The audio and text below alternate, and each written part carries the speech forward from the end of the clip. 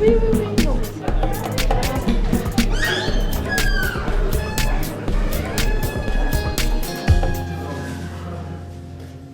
se lever le matin, aller à l'école, faut se concentrer, faut faire ses devoirs quand on rentre, faut... En fait, c'est facile de réussir à l'école, mais il faut s'investir et ça, c'est le plus difficile en fait. Salut à tous, bienvenue dans ce nouvel épisode. Après 6 mois ou plusieurs années de rupture scolaire, devenir ou redevenir élève, ça ne va pas de soi. Et j'en sais quelque chose. Les vies de classe sont essentielles. On décortique les cours, les bonnes ou les mauvaises raisons d'aimer ou de ne pas aimer, mais écoutons plutôt. Je sortais d'un groupe de base où je me rendais compte que sur 13 élèves dans ce groupe de base, il y en avait un qui avait bossé dans les vacances de Pâques, par exemple. Ça questionne un peu sur qu'est-ce que ça veut dire, cette place complètement fantasmatique du travail à la maison, auquel on vous renvoie, et pour beaucoup d'entre vous, vous n'en faites pas grand-chose, j'ai l'impression. Et que le temps scolaire qui vous prend, si vous êtes là du lundi 8h au vendredi midi, eh bien, quand là-dessus, on rajoute des choses sur et vous bosserez ça chez vous, je me dis qu'il y a quelque chose qui ne va pas, puisque de toute façon, ce travail à la maison, il n'est pas fait. Et donc, du coup, j'ai essayé de creuser un peu avec vous ce que c'était votre activité pendant les cours, et on a essayé de faire ça en maths, et puis en français. Et par exemple, ce qui s'est passé ce matin, je me suis fait expliquer par Joël en détail ce qui s'est passé ce matin, et puis ce qu'il en a ressenti de vous. Donc, et il m'a dit qu'il avait passé 1h30 à corriger l'élève. Audrey, est-ce que tu saurais me dire ce que tu as tiré de cette 1h30 de cours? De toute façon, je comprends pas le système. Donc, qu'est-ce que tu as fait pendant 1h30? J'ai écouté. Et ça a fait quoi? Ça a produit quoi? Pas grand-chose. Voilà. Donc, tu as passé 1h30, on pourrait dire 1h30 qui a rien, ensemble vide. Voilà. Manu. J'étais là physiquement, mais j'étais pas là. Voilà. Donc, voilà. Deuxième, 1h30, rien.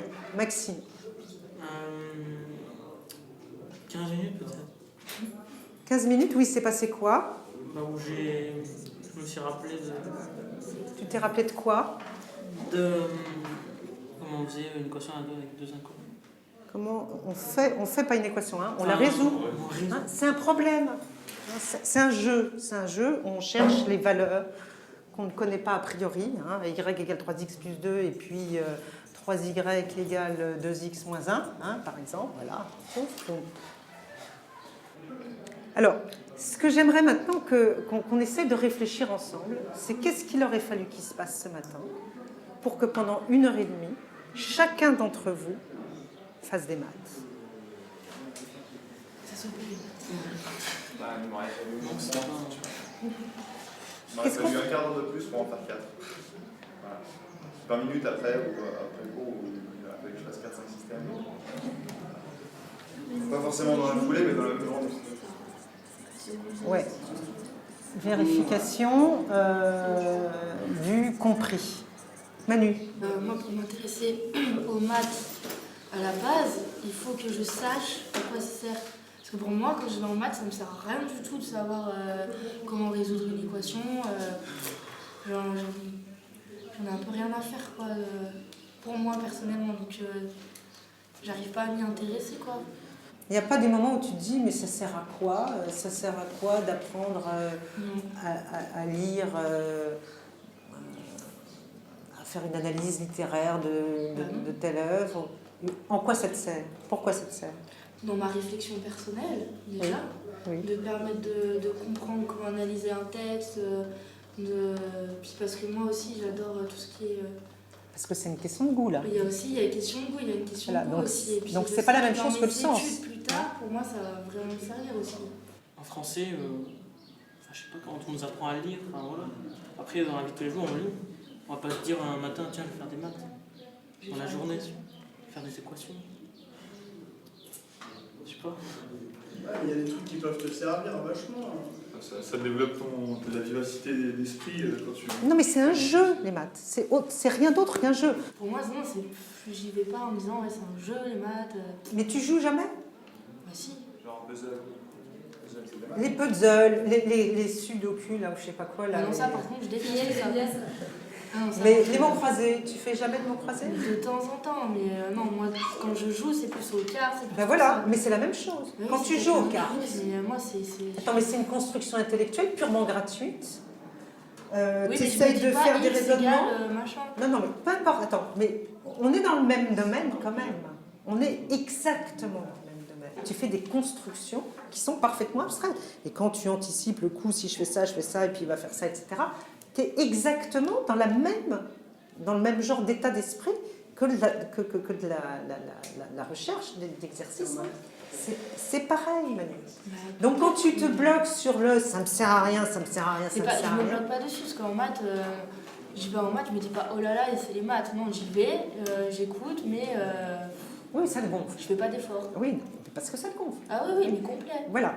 Mais parce que tu n'es pas entré dans ce jeu. Et toi, Audrey? Moi, je ne peux pas dire que tu es mauvaise en maths. Mais aucun de vous trois, hein, je pense. Vous n'êtes pas entré.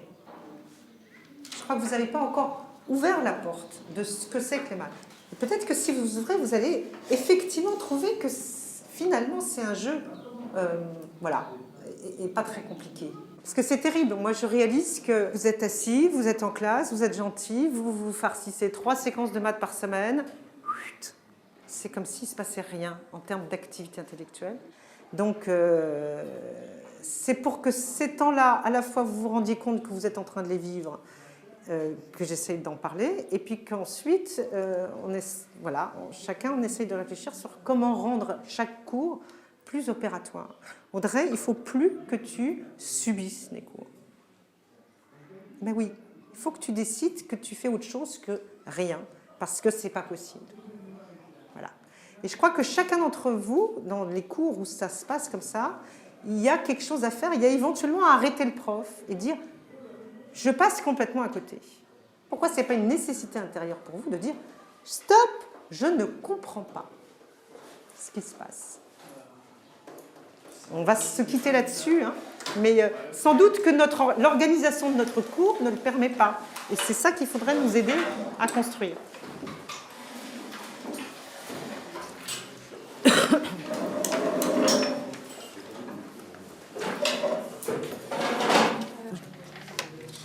Sandy. Qu'est-ce qui t'arrive? T'as fait exprès de pas venir en français ce matin? Toi qui n'arrêtes pas de bosser ton français? Non, même. T'as fait quoi là? Donc t'as fait exprès? Ouais, qu'est-ce que tu dis? Tu crois que c'est pas une idée? Ah si, moi je crois. Mais le problème c'est qu'est-ce que tu fais là?